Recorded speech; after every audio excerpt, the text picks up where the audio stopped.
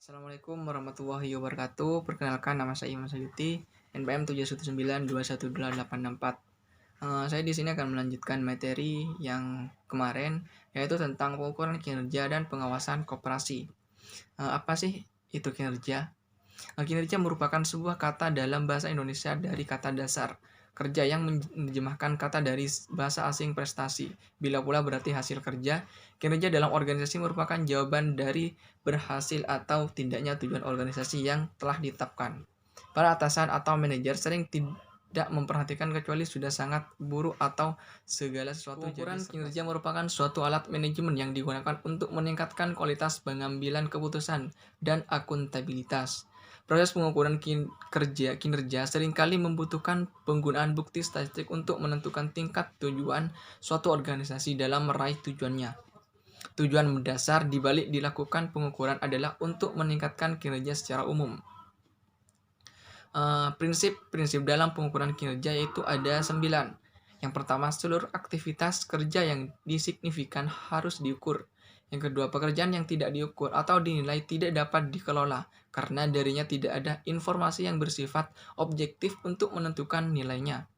Yang ketiga, kerja yang tak diukur sebaiknya diminimalisir atau ditiadakan saja. Yang keempat, keluaran kinerja yang diharapkan harus ditetapkan untuk seluruh kerja yang diukur. Yang kelima, hasil keluaran menyediakan dasar untuk menetapkan akuntabilitas hasil alih sekedar mengetahui tingkat usaha. Yang keenam, mendefinisikan kinerja dalam artian hasil kerja semacam apa. Yang diinginkan adalah cara manajer dan pengawas untuk membuat penugasan kerja operasional. Yang ketujuh, pelaporan kinerja dan analisis variansi harus dilakukan secara periodik. Yang kedelapan, pelaporan yang kerap memungkinkan adanya tindakan korektif yang segera dan tepat waktu. Yang terakhir, tindakan korektif yang tepat waktu begitu dibutuhkan untuk manajemen kendali. Kelembagaan, keanggotaan, permodalan, volume usaha dan aset, dan SHU. Secara garis besar, lembaga koperasi merupakan sebuah lembaga keuangan yang berasaskan kekeluargaan dan menggotong royong. Dan tujuannya tak lain untuk meningkatkan taraf ekonomi anggotanya dan masyarakat sekitar. Kelembagaan, organisasi koperasi adalah alat untuk mencapai tujuan, sedangkan struktur organisasi adalah susunan dan hubungan antara komponen dan antara posisi dalam sebuah perusahaan. Struktur organisasi mencerminkan hierarki organisasi dan struktur wewenang serta garis keorganisasian atau garis koordinasi dan tanggung jawab setiap organisasi. Ada 3 hal penting tujuan sebuah lembaga didirikan. Yang pertama, memaksimumkan keuntungan. Sebuah lembaga harus mampu memaksimalkan keuntungan yang didapat untuk meningkatkan kualitasnya anggota maupun di sekitar.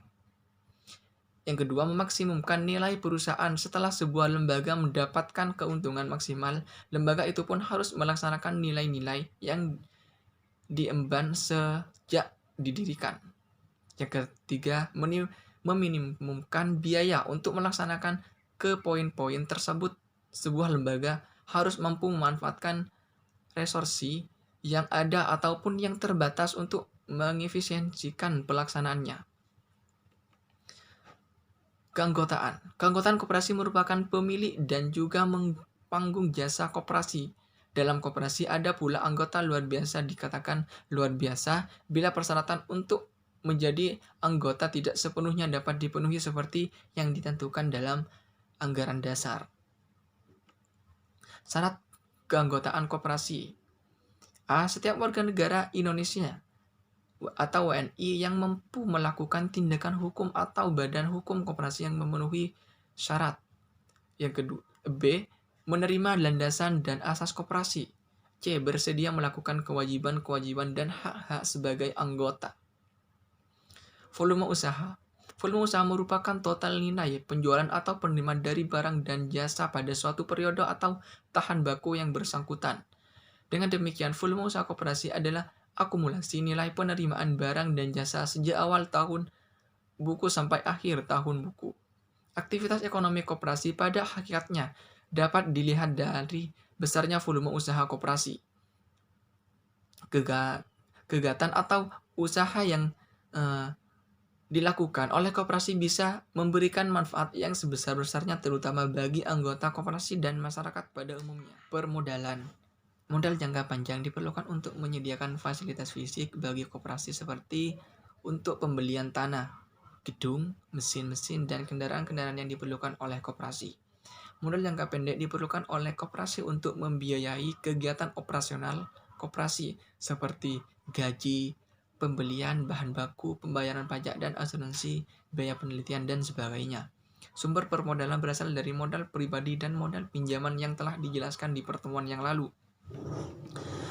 Aset sebagai penggerak ekonomi rakyat dan sebagaimana suku guru perekonomian nasional, koperasi sering mendapat tabungan dari berbagai pihak dalam bentuk dan tuan atau sumbangan barang modal untuk menjalankan usahanya. Barang modal tersebut dapat diakui sebagai aset tetap milik koperasi, walaupun aset tetap tersebut tidak dapat dijual untuk menutup risiko kerugian.